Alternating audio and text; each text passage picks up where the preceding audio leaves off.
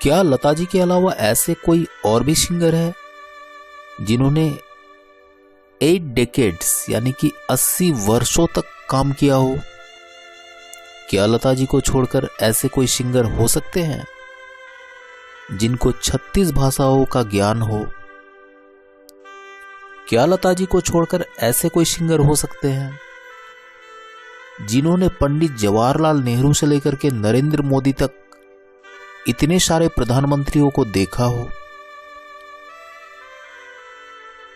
इनके जैसा सुरताल का ज्ञान, इनके जैसा सरस्वती का साक्षात स्वरूप शायद इस युग में मिलना मुश्किल है।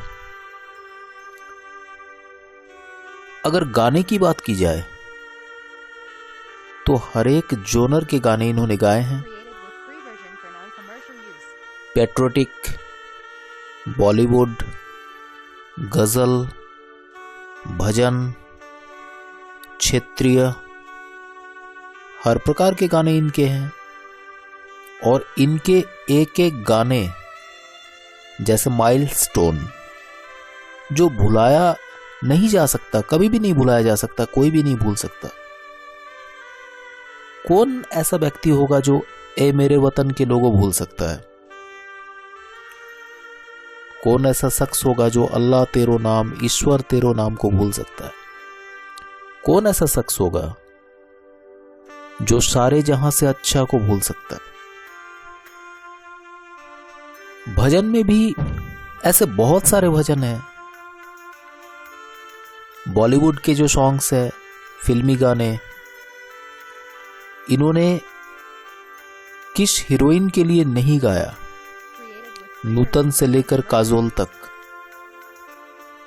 और सबसे खास बात जो मुझे इनके बारे में सबसे अधिक मैं शॉक्ड हो गया जब मैं इनका लास्ट राइड में कल देख रहा था टेलीविजन पर। सबसे अधिक जो इंस्पायर करता है वो मुझे लगा कि इनकी जो शिक्षा दीक्षा है वो एक दिन की ही रही। क्योंकि जैसा कि इनके पुराने इंटरव्यूज मैंने देखे, उसमें यह था कि बस वो एक दिन ही स्कूल गई थी और मास्टर जी ने इनसे कहा कि श्री गणेश लिखो, तो इन्होंने श्री गणेश लिख दिया। श्री गणेश एक्चुअली एक बहुत ही सुंदर मुहावरा है जिसका मतलब होता है कि मैं शुरुआत करने जा रहा हूं, I am going to start. और जो टीचर थे, मास्टर साहब थे, टीचर एडमायर्ड लता जी। और लता जी क्या की कि दूसरे दिन जो है वो अपनी छोटी बहन आशा जी को लेकर के, Asha Bhosle, renowned singer, one of the renowned singers ever like Lata ji, उनको लेकर के वो आ गई। और टीचर ने कहा कि तुम्हें नहीं लाना चाहिए था इनको और फी लग जाएगा तुम्हें। और लता जी जो है वो स्कूल छोड़ दी। 13 वर्ष की आयु से उन्होंने काम करना शुरू किया था। अचानक उनके पिता कार्डियक अरेस्ट का शिकार हो गए और उसके बाद जो है उन्होंने 13 वर्ष की आयु में काम करना शुरू किया। और उस वक्त से जो उनका दौर शुरू हुआ वो दौर कभी खत्म ही नहीं हुआ। उनके नाम से मोर देन 30,000 सॉन्ग्स, 30,000 से भी अधिक गाने का रिकॉर्ड है। अकॉर्डिंग टू मीडिया, अगर न्यूज़पेपर की बात करूं तो न्यूज़पेपर में मैंने अर्ली मॉर्निंग पढ़ा कि उसमें 30,000 लिखे हुए हैं, बट कहीं कहीं ऐसा भी रूमर है कि उन्होंने 50,000 से भी अधिक गाने गाए। हो भी सकते हैं क्योंकि उनकी तुलना किसी से नहीं की जा सकती, किसी से भी नहीं। वो एक हिमालय की चोटी है, उनकी तुलना किसी से नहीं की जा सकती। और 36 भाषाओं की जानकारी, 36 भाषाओं की जानकारी, ये अपने आप में अचंभा है।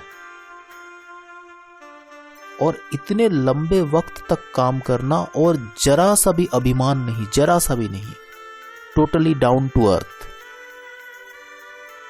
क्या वाकई ऐसे लोग होते हैं?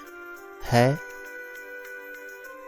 तभी तो आप पूरा लास्ट राइड को अगर आप देखें, पूरा फ्यूनरल सेरेमनी उनका देखें, तो आपको समझ में आ जाएगा कि उनके कद के आगे बाकी सभी लोगों का कद, वहां पे बहुत सारे लोग थे, बहुत सारे लोग थे, पर सबका कद बिल्कुल छोटा लग रहा था।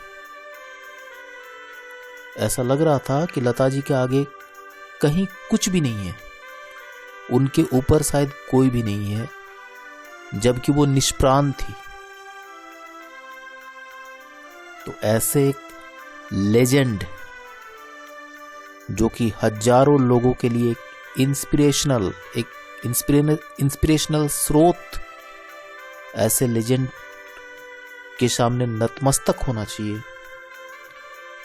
और धन्यवाद देना चाहिए ईश्वर को कि हम एक ऐसे देश में हैं जहां पे लता मंगेशकर जैसी महान हस्ती ने जन्म लिया और इनको युगों युगों तक कभी भी नहीं भुलाया जा सकता।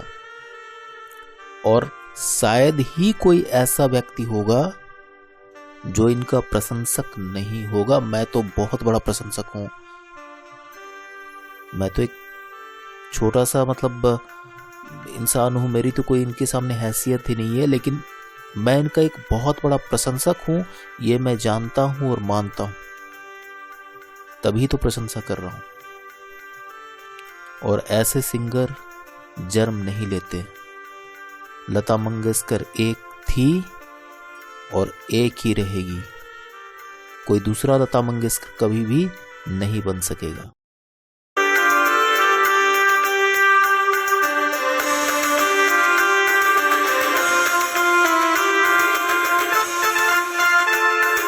Created with free version for non-commercial use.